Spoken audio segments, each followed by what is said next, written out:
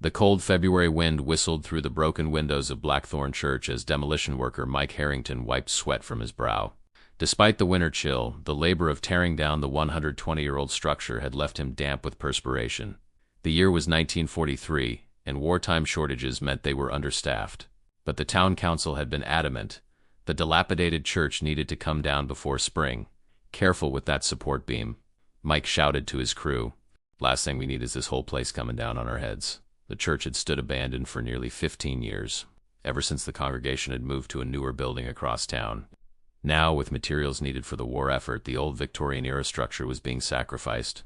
When Mike's sledgehammer connected with the ornate wooden altar, he expected the usual cracking sound of splintering wood. Instead, a hollow thud echoed through the empty church, followed by the distinctive sound of crumbling masonry. "Hold up," he called, raising his hand. The 5 other workers paused, tools suspended mid-swing. Something ain't right here. Mike approached the altar, running his calloused hands along the intricately carved wood. The back panels seemed different from the rest newer somehow. He tapped it again, and the hollow sound confirmed his suspicion. "Joe, give me a hand with this," he said, motioning to his foreman. Together they pried at the edges of the panel until it gave way, revealing a crude opening in the stone wall behind it. The musty scent that wafted out was enough to make them recoil. "Get the flashlight," Mike ordered, and when the beam cut through the darkness, the men fell silent. 3 wooden coffins were stacked neatly in the small space, hidden from the world. "Jesus Christ," Joe whispered, crossing himself instinctively. "Those ain't supposed to be there." As word spread through the small town of Coventry, Kentucky, people gathered around the church, whispering theories and speculation. Sheriff Thomas Blackwood arrived, pushing through the crowd with the county coroner in tow. "Everyone back," the sheriff commanded, his voice carrying the authority of 20 years in office. "This is now a potential crime scene." The coffins were carefully removed and laid on the ground outside. They were simple pine boxes, unmarked and unadorned. When the coroner finally pried open the first lid, the crowd gasped collectively. Inside lay the skeletal remains of what appeared to be a young woman, her bones partially preserved by the dry conditions behind the altar. A tarnished silver locket still hung around her neck vertebrae, a small photograph inside too faded to identify. "These have been here for decades," the coroner announced, examining the coffin's construction. "Pre-1900, if I had to guess." As the second and third coffins revealed similar remains, one a middle-aged man based on dental work. The other, a young man no older than 20, Sheriff Blackwood found himself facing a mystery that had apparently been hidden in plain sight for generations. "Who were they?" asked Father Donovan, the current pastor who had hurried over from the new church. "And why would they be buried inside the church, behind the altar, no less?" No one had answers, but standing at the edge of the crowd, 87-year-old Edith Winters felt her heart racing. She recognized that locket. And suddenly the stories her grandmother had whispered to her as a child, stories about 3 people who had vanished one terrible winter, and the pastor who had changed overnight, didn't seem like just stories anymore. Sheriff Blackwood slid a cup of tea across the table to Edith Winters. The elderly woman's hands trembled slightly as she took it, but her eyes remained sharp and alert. They sat in Edith's modest living room, surrounded by photographs documenting nearly 9 decades of life in Coventry. "Mrs. Winters, I understand you might know something about our discovery," he said gently. Edith nodded slowly. "Not first-hand knowledge, Sheriff. I was just a little girl when my grandmother told me the stories. I always thought they were just that stories meant to frighten a child into behaving." "What stories, exactly?" "About Pastor Silas Blackthorn, yes. The church was named after his family. They founded this town back in 1820. She took a sip of tea, gathering her thoughts. "In 1878, 3 people disappeared within weeks of each other. Martha Collins, a young widow who played organ for Sunday services, her brother James, who'd recently returned from the war, and Dr. William Hayes, the town physician." The sheriff leaned forward. "And you believe these are the 3 we found?" "That locket belonged to Martha. I'd stake my life on it. My grandmother described it perfectly silver, with a small sapphire inlay on the front." Edith's voice grew stronger as memories surfaced. "What's curious is what happened after they vanished." Pastor Blackthorn, who had been a fire and brimstone preacher known for lengthy sermons on sin and damnation, suddenly changed. His sermons became shorter, focused on forgiveness and redemption. "People must have noticed the disappearances," Sheriff Blackwood said, making notes in his small leather-bound notebook. They did, but remember, this was 1878. People vanished all the time, headed west for gold or opportunity, or just to escape debts or troubles. Pastor Blackthorne told everyone that Martha had gone to live with relatives in Boston, that her brother had returned to the army, and that Dr. Hayes had received an offer to practice in Louisville. And people believed him? Edith shrugged. He was a man of God. Who would question him? But my grandmother, she was just 16, then she never believed it. Martha had promised to teach her to play the organ that Sunday. She wouldn't have left without saying goodbye. Sheriff Blackwood tapped his pencil against the notebook. Did your grandmother have any theory about what happened? Edith hesitated, her weathered face creasing with concern. She believed there was something between Martha and the pastor, an affair, perhaps. But Martha was also close to Dr. Hayes, maybe too close in the pastor's eyes. And her brother James had a reputation for confrontation. So, jealousy, potentially? Perhaps. Or something darker. Edith leaned closer. My grandmother said that in the weeks before they vanished. Pastor Blackthorne had been acting strangely, paranoid. He'd begun preaching about witchcraft and demonic possession. He'd accused several townspeople of harboring evil spirits. The sheriff raised an eyebrow, including the 3 who disappeared, especially them. He called Dr. Hayes a purveyor of ungodly remedies. He questioned James's experiences during the war, suggesting he'd brought back more than just battle scars. And Martha ... double quotes Edith paused. He both praised her as an angel and condemned her as a temptress, sometimes in the same sermon. As Sheriff Blackwood continued taking notes, Edith gazed out her window at the distant church, its partially demolished spire visible above the trees. There's one more thing, she added quietly. Pastor Blackthorne died in 1899. At his funeral, my grandmother said he looked terrified, even in death, like a man who knew judgment awaited. The next morning, reporters from as far as Louisville and Cincinnati had descended on Coventry. The discovery of hidden remains in an old church was exactly the kind of distraction people craved from constant war news. Sheriff Blackwood found himself fielding questions he couldn't answer, while trying to conduct a legitimate investigation into deaths that had occurred before his grandparents were born. In the county records office, Deputy Collins, no relation to Martha, as far as anyone knew, pored over dusty ledgers and faded newspapers from the late 1870s. Found anything? Sheriff Blackwood asked, carrying 2 cups of coffee as he entered. Deputy Collins nodded, pushing a newspaper across the table. The Coventry Register, January 18, 1878. Small article about Dr. William Hayes leaving to accept a position at a prestigious hospital in Louisville. 2 weeks later, another piece about James Collins re-enlisting in the Army. And in February, a brief mention that Martha Collins had moved east to be with family, just as Edith said. The cover stories. Exactly as she described, the deputy confirmed. But I also found this. He slid another newspaper over. From December 1877. Apparently, Pastor Blackthorne had been leading some kind of revival. Evening services focused on purifying the community and identifying those touched by darkness. Sheriff Blackwood scanned the article, noting the increasingly zealous language attributed to the pastor. Sounds like he was working himself into quite a state. There's more, the deputy continued. Church attendance records show Martha Collins was indeed the organist. Dr. Hayes was on the church council, and James Collins started attending services after returning from the war in 77. The sheriff sipped his coffee thoughtfully. What about Pastor Blackthorne himself? Any records of unusual behavior, complaints, anything official? Nothing in county records. But I did find this. The deputy handed over a worn leather-bound book. It was in the Historical Society archives. Pastor Blackthorne's personal journal from 1877 to 1878. The archivist said it was donated by his housekeeper after his death. Sheriff Blackwood carefully opened the journal, the leather cracking slightly with age. The handwriting started neat and precise, but grew increasingly erratic as the pages progressed. November 12, 1877. I have observed Dr. Hayes administering to Martha after services again. His attention seems excessive for mere medical concern.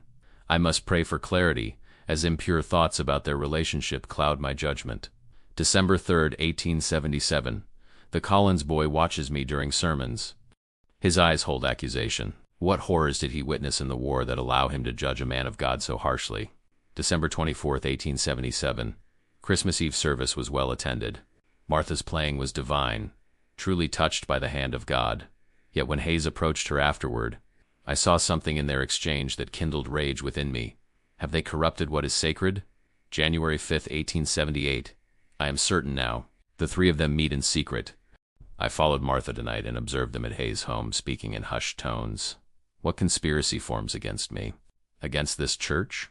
Against God himself? The entries grew more disturbed, the writing more frantic, until a final entry dated January 30, 1878. It is done. God guided my hand. The serpents are cast out, their poison contained. The congregation is safe. I alone bear this burden, this terrible knowledge. But it was necessary. God will understand my actions when I stand before him. The altar now guards both the spiritual and physical sanctity of this church. Sheriff Blackwood closed the journal slowly. I think we have our answer. Murder? Deputy Collins whispered, glancing around the empty records room as if the word itself might summon trouble. Sounds like it. And then he hid the bodies in the one place no one would think to look, behind the altar of his own church. But why? What were they actually doing that set him off? The sheriff shook his head. Maybe nothing. The journal entries suggest Blackthorne was suffering from paranoia, possibly a mental breakdown. He might have imagined a conspiracy where there was just friendship, or perhaps innocent romance between Hayes and Martha Collins. As they gathered their materials to leave, the deputy hesitated. Sir, do we really investigate this? These people have been dead for 65 years. Sheriff Blackwood considered the question. Justice doesn't have an expiration date, Collins. Those 3 souls were denied a proper burial, denied their names and their stories. The least we can do is uncover the truth and give them back both. Rebecca Palmer, chief editor of the Coventry Register, didn't look happy to have law enforcement rifling through her newspaper's archives. At 35, she represented the 3rd generation of Palmers to run the small-town paper, and she guarded its history jealously. These files aren't organized for browsing, she complained as she led Sheriff Blackwood and Deputy Collins down a narrow staircase into the basement. We keep them for reference, not public consumption. This is an official investigation, Miss Palmer, the sheriff reminded her. And your grandfather's reporting might be the key to understanding what really happened, Rebecca snorted. My grandfather was 16 in 1878 and he wasn't working for the paper yet. These would have been written by his father, my great-grandfather. The basement was cool and dry, perfect for preserving paper. Shelves lined the walls, each holding bound volumes of past editions organized by year. Rebecca pointed to a section midway along the far wall. 1870 through 1880. I'll be upstairs if you need anything else. Her tone made it clear she hoped they wouldn't, once alone. The men located the bound volume for 1877 to 1878 and carefully placed it on a dusty reading table. The yellow pages crackled as they turned them, searching for any mentions of the 3 victims beyond the brief notices of their supposed departures. Here, Deputy Collins said, pointing to a small article from November 1877. Dr. William Hayes presents modern medical practices at Town Hall. The article described a public lecture where Dr. Hayes had discussed new techniques in antiseptic surgery and preventative medicine. It mentioned that some attendees, including Pastor Blackthorne, had expressed concern that such approaches bordered on interference with divine will. That might explain Blackthorne's hostility toward Hayes, the sheriff mused. Turning more pages, they found a notice about James Collins's return from the war in September 1877, describing him as changed by his experiences but welcomed home by his sister. The talented church organist Martha Collins, widow of Lieutenant Edward Collins, is lost at Shiloh. So Martha was a war widow, the sheriff noted. That fits with what Edith said. As they continued searching, a pattern emerged. Small mentions of Martha's musical performances at church functions, brief reports of Dr. Hayes's medical practice and his efforts to introduce new health practices to the community, occasional references to James Collins's difficulty finding employment after the war. Then, in late December, they found something significant, a letter to the editor from Pastor Blackthorne himself. It has come to my attention that certain members of our community are engaging in practices that threaten the moral and spiritual well-being of Coventry. Well, I shall not name these individuals at present. I call upon all God-fearing citizens to be vigilant against the encroachment of modern ideas that challenge biblical teaching, medicine that ignores the soul, music that stirs improper emotion, and men whose war experiences have led them away from righteous paths. These are the dangers we now face. He's barely disguising who he's talking about, Deputy Collins observed. The sheriff nodded. And he's setting the stage, turning public opinion against them. The most revealing find came in early January, a small announcement that Martha Collins had resigned her position as church organist, effective immediately. No reason was given. 2 weeks before she allegedly left town, the sheriff noted. I'm guessing she quit or was forced out, after Blackthorne's accusations became too much. As they neared the end of January 1878, the newspaper's tone changed subtly. The editor, Becca's great-grandfather, began including more articles about the importance of church authority and the dangers of questioning religious leaders. Whether this reflected his personal views or pressure from Pastor Blackthorne was impossible to determine. On February 15th, nearly 2 weeks after all 3 victims had supposedly left town, they found a curious article titled "Pastor Leads Special Cleansing Service, Pastor Silas." Blackthorne conducted an unusual evening service last night, attended only by church elders and select members of the congregation. The nature of this service was not disclosed to this newspaper, but attendees departed in solemn silence. When questioned, Elder George Thompson would say only that the church has been purified of unseen corruption and that Pastor Blackthorne has ensured our spiritual safety at great personal cost. The sheriff and deputy exchanged meaningful glances. "He confessed," Sheriff Blackwood said quietly. "Maybe not explicitly, but he told his inner circle something about what he'd done, and they kept his secret," Deputy Collins added, "for 65 years. As they carefully returned the bound volume to its shelf, the sheriff pondered the implications. A town-wide conspiracy of silence? Or just a few elders who took the secret to their graves? Either way, 3 innocent people had been murdered and hidden away. Their stories erased until now. Dr. Eleanor Reed, the county medical examiner, had spent 2 days examining the remains from the coffins. When Sheriff Blackwood entered her office, she was carefully cleaning the tarnished silver locket found with Martha Collins's remains. "Any luck opening it?" he asked. Dr. Reed nodded. "Just managed it this morning. The mechanism was corroded but still intact." She handed him a magnifying glass and the opened locket. "Take a look." Inside were 2 tiny photographs. One showed a young woman, presumably Martha, with a solemn expression common in period photography. The other showed a young man in a Union Army uniform. Her husband, the sheriff guessed? Most likely. "According to what you've learned, she was widowed at Shiloh." Dr. Reed took the locket back and placed it in an evidence envelope. "I've completed the examinations. All 3 victims died from blunt force trauma to the skull. Single blows delivered from behind. Coward's attack," the sheriff muttered. The male victims also had defensive wounds on their arms and hands. "They tried to fight back but probably never saw the first blow coming." She handed him 3 typed reports, based on their positions and the blood evidence in the coffins. "They were likely killed elsewhere and then placed inside. The pastor's house, maybe? It would have been right next to the church." Dr. Reed shrugged. "Possible. The timing suggests they didn't die simultaneously. Based on decomposition differences, I'd estimate they died several days apart." The sheriff thumbed through the reports. "So he killed them one by one. Lured them in somehow, that would be my guess. The woman Martha died first, based on my analysis. Then the younger man, presumably her brother. The older man, Dr. Hayes, was last."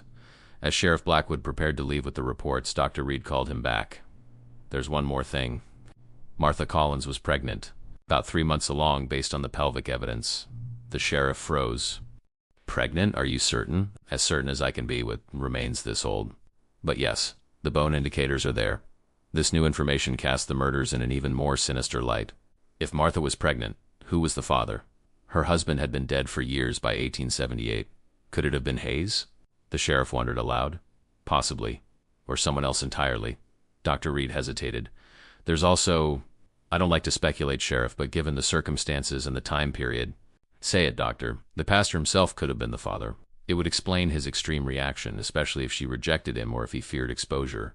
The sheriff thanked her and left, his mind racing with new possibilities. Pastor Blackthorne's journal had mentioned impure thoughts about Martha, but nothing explicitly suggesting an affair or assault. Was that the terrible secret hidden behind the altar all these years? Not just murder, but perhaps something even more damning for a man of God in 1878? As he drove back to his office, Sheriff Blackwood realized he needed to speak with Edith Winters again. If anyone might know about Martha's personal life, it would be the woman whose grandmother had been close to her. The old Blackthorne parsonage still stood beside the church property, though it had passed through many owners since the pastor's death. Currently vacant and for sale, the Victorian house had the slightly neglected air of a place waiting for new life to fill its rooms. Sheriff Blackwood knocked on the front door of the neighboring home, where Henry Larson, a retired postal worker, sat reading on his porch. "Afternoon," Sheriff Larson called. "If you're looking to tour the old parsonage, the real estate office has the keys." "Actually, I was hoping to ask you a few questions about it," the sheriff replied, climbing the porch steps. "You've lived next door for, 30 years now?" 37 come August, Larson confirmed, setting aside his newspaper, though the parsonage stopped being church property back in the 20s. "Has anyone ever mentioned anything unusual about the place? Strange noises, unexplained occurrences, that sort of thing?" Larson chuckled. "You mean, is it haunted? Folks always ask that about old houses." His expression grew more serious. But since you mention it, there was something. Back when the Millers lived there in the 50s, they were renovating the basement and found a walled-off room. Nothing in it. They were probably disappointed about that, but Mr. Miller always said the masonry looked amateur, like someone had sealed it up in a hurry. Did they mention anything unusual about the room itself? Just that it had a dirt floor instead of the stone that ran through the rest of the basement? And there were some old stains they couldn't explain, dark patches on the dirt? Larson shrugged. Probably just oil or coal dust. Old houses have all sorts of mysteries. The sheriff made a note to check if the current real estate agent would allow him to examine the basement. If Pastor Blackthorne had killed his victims in the parsonage, that sealed room might have been the murder site. One more question, Mr. Larson. In all your years living here, have you ever heard stories about Pastor Blackthorne, the original owner? Larson's brow furrowed. Not much. Just that he was strict, old-school fire and brimstone type. My grandmother used to say people feared his sermons more than they feared the devil. He laughed, then grew thoughtful. There was one odd thing, though. My grandmother said that after the pastor died, the church elders insisted on burying him at the far corner of the cemetery, away from the other graves. No one knew why he was their pastor for over 30 years, but they were adamant.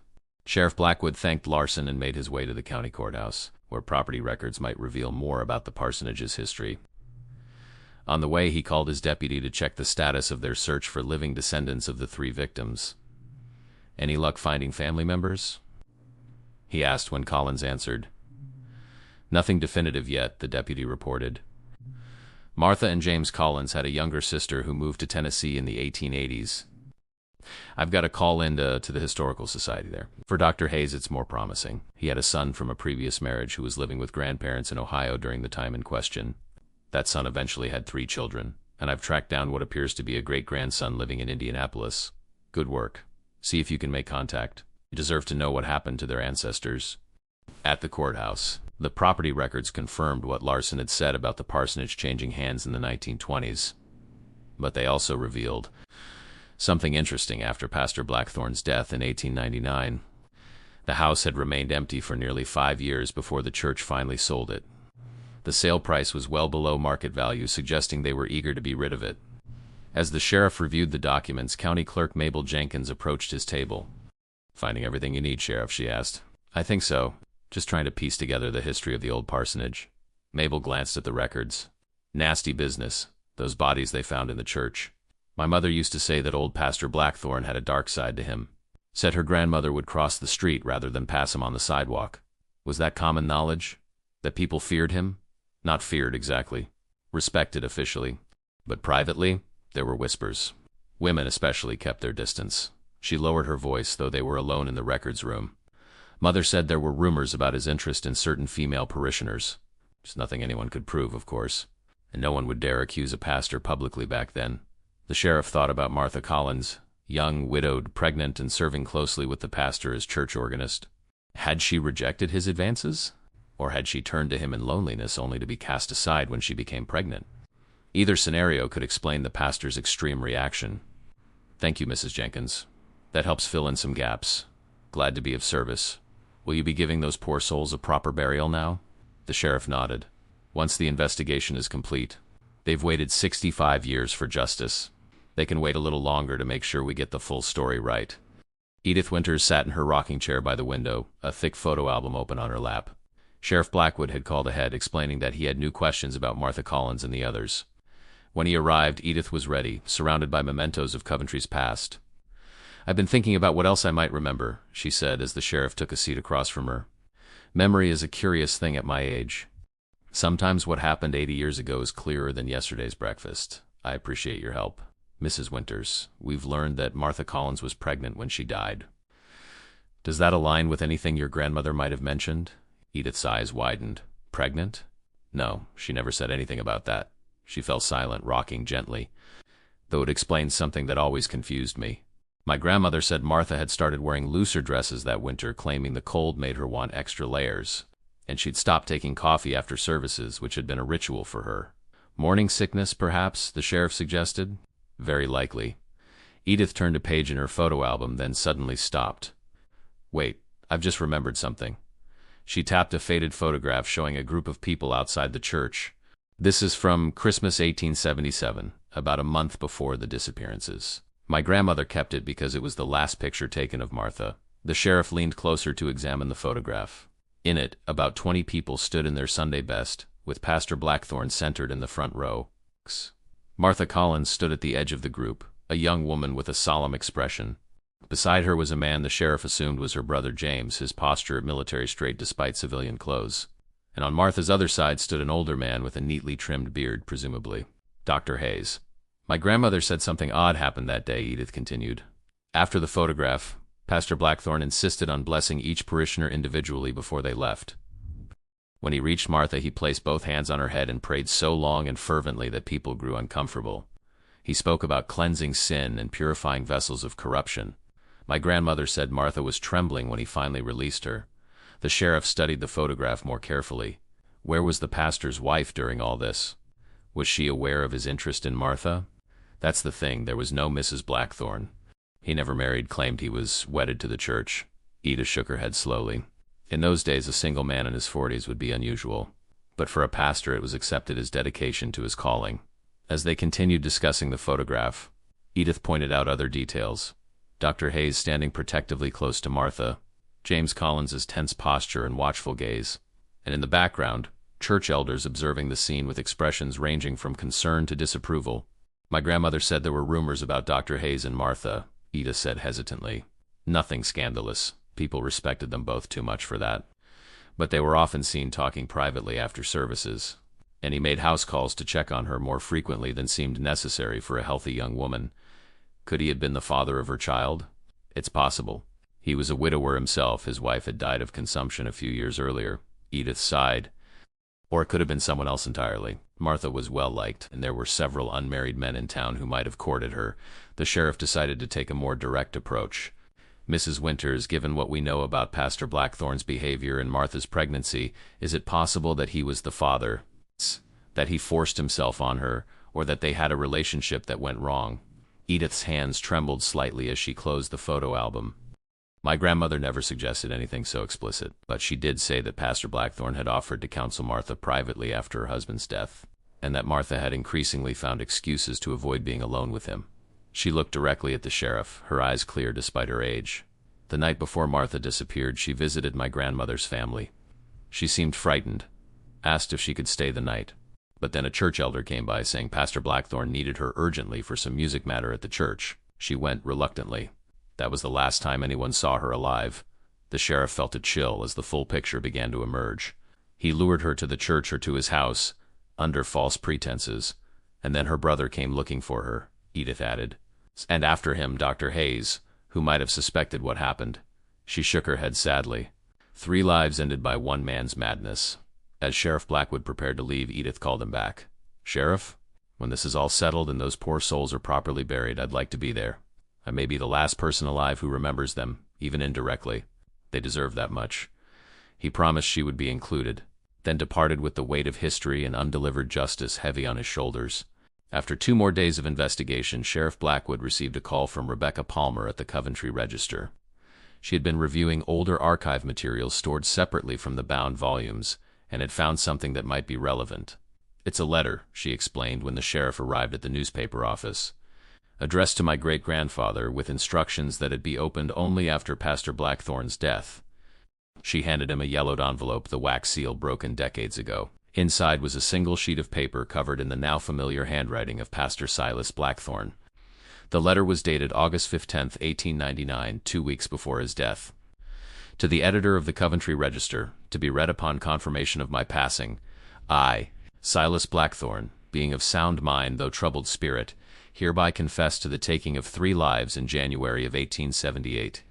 Martha Collins, James Collins, and William Hayes were sent to their eternal judgment by my hand. I acted in what I believed was righteous fury, convinced that the 3 were engaged in practices contrary to God's law. Martha, who carried a child conceived in sin, refused to name the father or submit to proper penance. Her brother threatened violence when I tried to counsel her toward redemption, and Dr. Hayes, whom I discovered was planning to take Martha away from Coventry and from the judgment she required, challenged my authority as God's representative. In my zeal to purify the church, I committed acts that I have since recognized as born not of divine guidance but of earthly jealousy and rage. For 21 years I have lived with this knowledge, my nights haunted by three faces that will never age.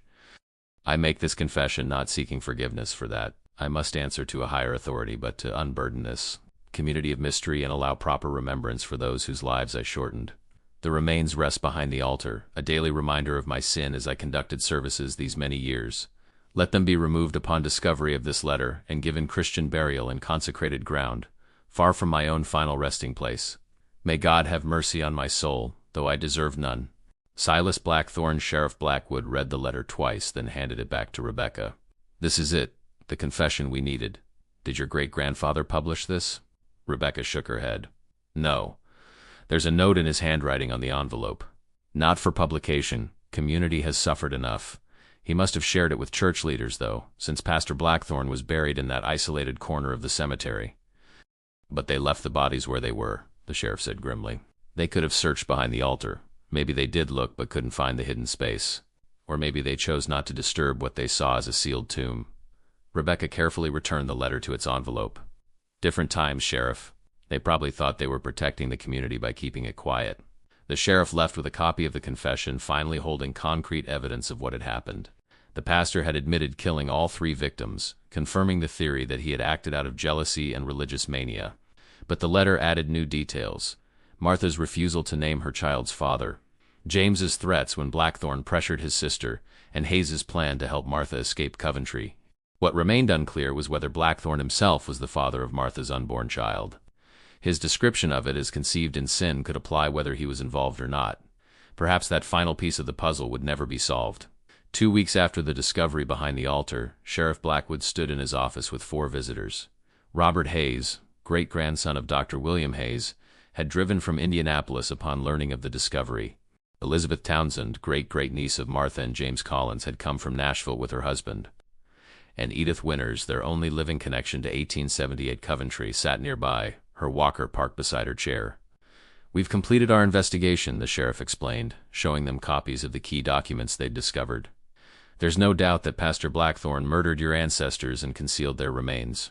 His written confession confirms what the physical evidence suggested. Robert Hayes, a dignified man in his 60s, studied the confession with a pained expression. "All these years our family thought William had abandoned his practice and his son. My grandfather grew up believing his father had chosen a new life in Louisville over staying with him." He shook his head sadly. "To learn he was actually murdered trying to help a young woman escape a dangerous situation. It changes our entire family narrative, Elizabeth." Townsend wiped away tears as she examined the faded photograph from Edith's album, looking at the faces of her great-great-aunt Martha and great-great-uncle James. They looked so serious, so young. And to think Martha was carrying a child, ... Our voice trailed off. "We may never know who the father was," Sheriff Blackwood said gently. "The pastor's confession deliberately leaves that ambiguous." "Does it matter now?" Edith Winters asked, her voice stronger than her fragile appearance suggested. "What matters is that 3 innocent people, 4, counting the unborn child, can finally be acknowledged and properly laid to rest." The sheriff nodded. "The county has agreed to provide for proper burials in the town cemetery. We thought you might want to make decisions about the arrangements." Elizabeth and Robert exchanged glances. Then Elizabeth spoke. "I think they should be buried together. After all they went through being murdered and hidden away for so long, they shouldn't be separated now." "I agree," Robert said. "From what we've learned, my great-grandfather was trying to help Martha. James was protecting his sister. They died as friends. They should rest as friends." The sheriff outlined the planned ceremony for the following Sunday. The town had responded to the revelations with collective shock and a desire to make amends for the long-hidden crimes. The current pastor had offered to conduct a proper service, and the mayor had declared that a small memorial would be erected to ensure the victims were never forgotten again. As the meeting concluded and the sheriff prepared to escort them to the county coroner's office to make formal arrangements, Edith spoke up again. "I've been thinking about Martha's locket," she said. "My grandmother always said it contained a picture of her husband who died in the war. It should go to Elizabeth as Martha's closest living relative. Dr. Reed, who had been preserving the few personal effects found with the remains, brought out the silver locket, now carefully cleaned." Elizabeth accepted it with trembling hands, opening it to reveal the tiny photographs inside. "Edward Collins," she murmured, studying the young soldier's face. "My grandmother had a similar picture of him. He died at Shiloh in '62, leaving Martha a widow at just 22. As Elizabeth examined the locket more closely, something caught her eye. There's an inscription inside. It's tiny, but It says love transcends all earthly bonds. Woo. The room fell silent as the implications became clear. Woo, Robert Hayes repeated. William Hayes, my great-grandfather. They were in love, Elizabeth said softly. And perhaps the child was his. Sheriff Blackwood thought about the pastor's journal entries. His obsession with Martha and his jealousy of her relationship with Dr. Hayes. That would explain a lot. The pastor may have wanted Martha for himself, but she had formed an attachment to Dr. Hayes instead. A widow and a widower finding comfort in each other. Edith nodded. And a possessive, unstable man of God who couldn't accept it. Robert Hayes extended his hand to Elizabeth. It seems our families have been connected for much longer than we realized. Perhaps we can honor that connection now, she replied, clasping his hand. By ensuring they're finally remembered truthfully and with dignity. Sunday dawned clear and crisp, the February cold softened by bright sunshine. It seemed all of Coventry had turned out for the memorial service and burial of Martha Collins, James Collins, and Dr. William Hayes. 3 polished wooden caskets replacements for the crude pine boxes they'd been hidden in sat at the front of the new Coventry Methodist Church, each draped with flowers. Pastor Michael Davidson, the current minister, had spent the week researching what he could about the 3 victims, determined to give them the respectful remembrance they had been denied for 65 years. He spoke eloquently about their lives, Martha's musical talents, James's military service, Dr. Hayes's dedication to medical progress, and about the tragedy that had befallen them. Today we acknowledge a dark chapter in our town's history, Pastor Davidson said, looking out at the packed church. Not to dwell in that darkness, but to finally bring light to a truth that was hidden for too long. In doing so, we honor not just these 3 souls, but the values of justice and truth that define us as a community. Sheriff Blackwood sat in the front row beside Edith Winters, who insisted on attending despite her failing health. Behind them were Robert Hayes, Elizabeth Townsend and her husband, and several distant relatives who had traveled from across the country after learning of the discovery. The story had made national news, a Depression-era reminder that the past can emerge unexpectedly into the present. After the service, a procession moved to the cemetery where 3 graves had been prepared side by side in a peaceful corner beneath an old oak tree. As the caskets were lowered into the ground, Robert Hayes stepped forward and cleared his throat. My family has discussed this at length, he said, addressing the gathered mourners. While we can't know for certain, the evidence suggests that Dr. William Hayes and Martha Collins had formed a bond that Pastor Blackthorne couldn't tolerate. The locket inscription, the pastor's own writings, and Martha's pregnancy all point to a love story that was violently interrupted. Elizabeth Townsend joined him, holding the silver locket that now belonged to her. In recognition of that bond, we've decided to place this locket with Martha, but to have the headstones designed to suggest their connection. These 3 people died because a troubled man couldn't accept their right to determine their own lives. In death, at least, they will be remembered as they should have been in life, with dignity and truth. The headstones, already carved and waiting to be placed, bore simple inscriptions. Martha Collins, 18401878. Her music lives on in memory. James Collins, 1843 to 1878, brother. Soldier protector Dr. William Hayes, 1835 to 1878, healer. Friend, beloved, and at the base of Martha's and William's stones, matching inscriptions read, Love transcends all earthly bonds.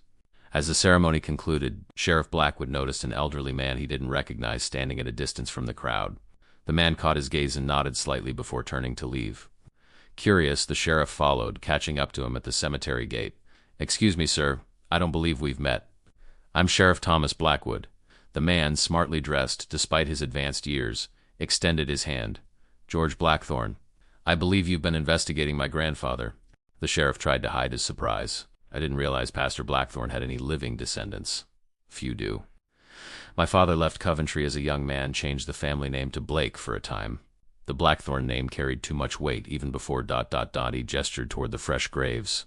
When my father eventually told me the family history, he made me promise never to return here. But when I read about the discovery in the Louisville paper, I felt I had to come. They walked slowly toward the road, away from the dispersing mourners. Did your father ever speak about what happened in 1878? The sheriff asked. George Blackthorne nodded. Not until he was very old. He was just 12 when it happened, but he knew something terrible had occurred.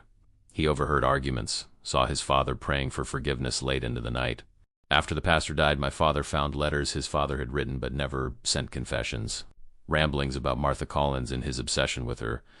Did those letters clarify whether Blackthorne was the father of Martha's child? The elderly man shook his head. They suggested the opposite. My grandfather wrote repeatedly about his rage that Martha had rejected his advances, turning instead to the medical man with his modern ideas. He seemed to believe that Martha had betrayed him by choosing Hayes, though there's no indication she had ever encouraged his interest. They reached the old man's car, a well-maintained Packard with out-of-state plates. "I came today to make what peace I could with this legacy," George Blackthorne said. "My grandfather's actions have haunted our family for generations, even those of us who never knew him. Perhaps now, with the truth revealed and those poor souls properly laid to rest, we can all find some measure of closure." As the sheriff watched him drive away, he reflected on how the events of 1878 had rippled through time, affecting lives far beyond those directly involved. Martha, James, and William had lost their futures to one man's obsession, but their memory would now be preserved with truth and dignity rather than lies and concealment. Back at the graveside, only Edith Winters remained, her weathered hand resting on Martha Collins's headstone. Sheriff Blackwood approached quietly, offering his arm for support. "My grandmother would be pleased," Edith said, her voice quavering with age and emotion. "She never believed they had simply left town. She kept their memory alive long enough for the truth to finally come out. Thanks to her and to you," Keir, the sheriff replied, helping her toward her waiting car. "Some secrets stay buried forever. This one needed to be found." As they walked slowly away from the three fresh graves, the February sun cast their shadows long across the cemetery grounds, a reminder that the past is never truly gone, only waiting for the light of truth to reveal it once more.